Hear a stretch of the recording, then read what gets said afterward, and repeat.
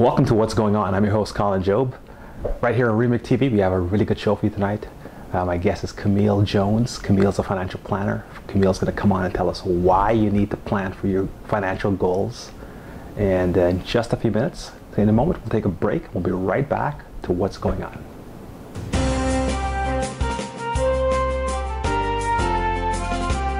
We're back on What's Going On. I'm your host, Colin Job, right here on REMIC TV. I have a special guest tonight, Camille Jones. Camille, welcome. Thank you very much. You're welcome, welcome. You're a financial planner? That's right. Good, good. Yes. And tell me, what got you involved in financial planning? Well, in my past life, I was an educator at the Toronto School Board. Oh, okay. And my goal was to be a mentor to children. Mentor because I found that a lot of children were getting involved into violence in lower income areas.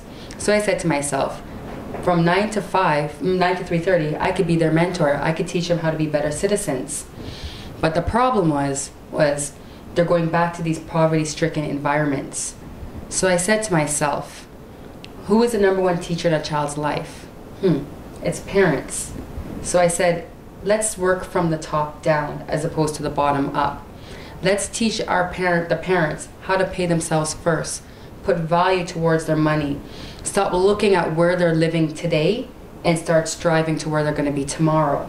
Wow. So I said, instead of educating children, let's educate adults on how to pay themselves first and put value towards their visions and their goals. Excellent, that's excellent. I really, that whole thought process is very different than the norm. Because everyone focuses on the kids, and that makes sense. In theory, it makes sense. Yes. But I've always thought, if you want to influence kids, influence parents. Absolutely. Stop asking children, what do you want to be when you grow up? Child says, oh, I want to be a police officer. And then you say, great, Johnny. And they leave it at that. But they fail to ask Johnny, what type of lifestyle do you want? What if Johnny says, I want to live in the escarpment, have an acre home? Right. Well, let's look at the type of income that a police officer makes.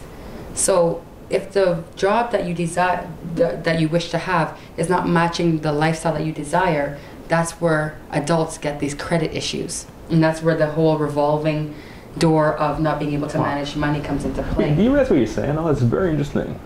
You're saying that a lot of financial issues start at a very young age. Absolutely. Absolutely. And this is what I'm getting from you, because you're saying a kid in grade school is already the thoughts are being implanted at that point in time, and as he grows up, he's actually just evolving into his what thoughts. he thought he was going to be, but not looking at what type of lifestyle would that career give that child. Now, in saying that, I don't say, okay, well, too bad, I guess you can't be a police officer. I say, let's look at the other areas in policing that can give you that desired goal, that desired lifestyle, such as a detective.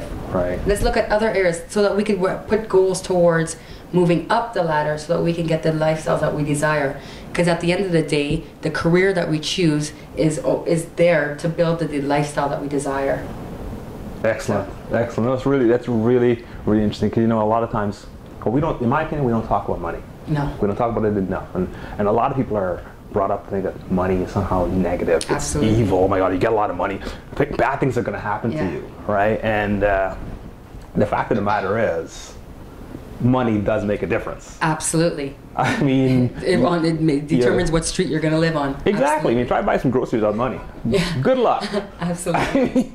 Right. So it's. I really like the way you thought about it, and your developed, and how your ideas have developed. And how has the reaction been?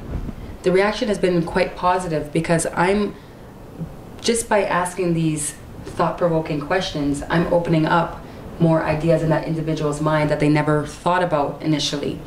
When people first think about financial planning, they think, oh, I have no money. Oh, I'm not right. This isn't right for me right now. But that's not the point. That's not where we start on. When I look at with my clients, the first discussion we have are on your goals, are on your dreams, on your motivation, on what triggers you to do what you do, and why are you doing it today. So what drives you? What drives you? Absolutely. And then when you say, a lot of people, again, that opens up another thought-provoking question. Why am I doing this? Because life tends to happen.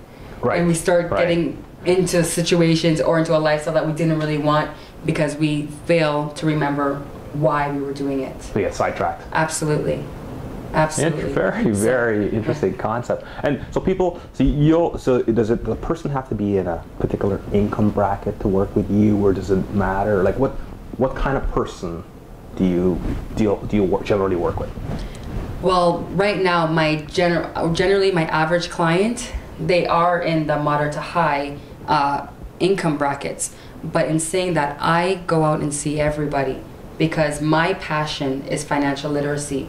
And what I see is, if you are down here right now, the only reason why you're really down here is because you don't know how to get to the next level. So what I do is I'm there to sit down to you, to show you and to present to you opportunities, options. And it's up to that individual if they want to take action.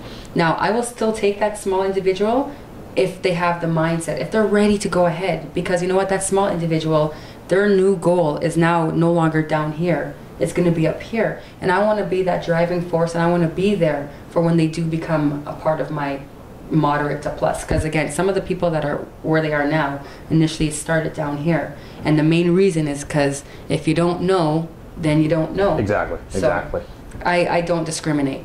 Oh, okay. So you take them on and build them up. Absolutely. I'm young. I have another 60 years of this, so I'm not going anywhere. Oh, wow. Yeah. All right. I don't plan to die. I can't wait to see the next 60 years. You know, when in the financial world, there's always a lot of talk about paying yourself first. Absolutely. Right? But then I hear a lot of people say, you know what? I can't, right now, I can't afford to. Mm-hmm. You know what? Right now, we're going to go to a break, so we can't afford to have that discussion right now. But we're going to have it very shortly. Sure. And I want you to hold that thought, because let's talk about why it's important to pay yourself first. Absolutely. Okay, so we'll be right back, right here on What's Going On REMIC TV.